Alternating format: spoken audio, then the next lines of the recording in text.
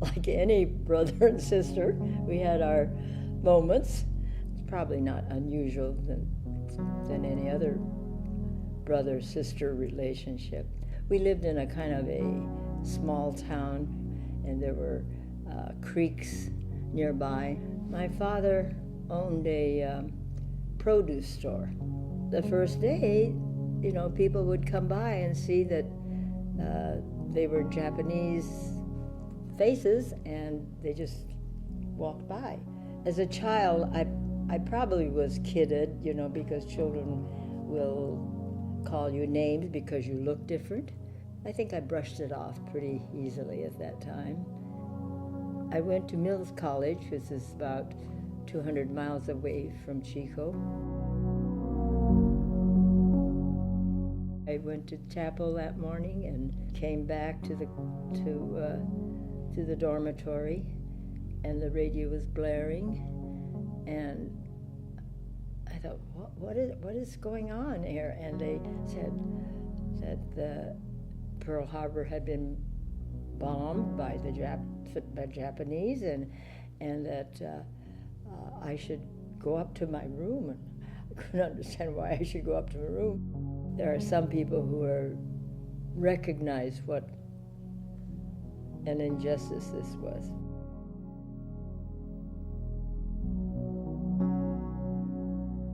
My family was 200 miles away, and I didn't want to be separated from them, so I had to go home so that we would be evacuated, as they say, together. We had to go to the train stop, and everybody could take only what they could carry. There were guards everywhere. We didn't know where we were going, and the shades were pulled down, so we couldn't see. Every camp was different, but this one is a dried up desert. It's no longer water there. There were tumbleweeds in the summer and snow in the winter. Each family, depending on the number, would have a room. Some of them had quite more people than 4 in them, and very cold, not insulated. In the winter, it was very cold. I became a nurse's aide in the hospital, and saw my first delivery of a baby, and I thought, this is a miracle. That kind of helped me decide what I would like to do in the future. My father, I think, just thought, I just want to be service to the community, and he hauled coal.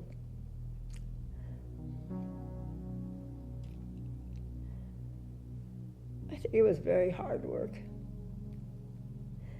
And I believe he developed a high blood pressure and a heart condition.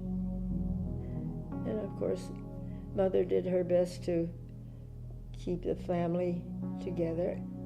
They were parents that were very caring, and as our parents are, and protective, to keep life comfortable and as normal as possible.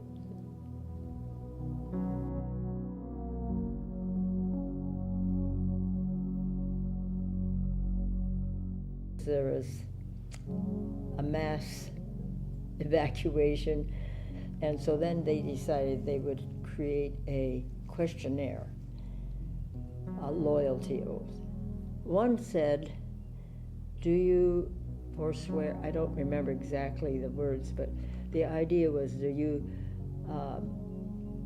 forswear your loyalty to the emperor? Well, we had no, people who were born here had no loyalty to the emperor. They had no connections. Families were torn apart. Friendships were torn apart. And even to this day, they have been struggling to recognize that those who were put in jail were really brave enough and were willing to give up their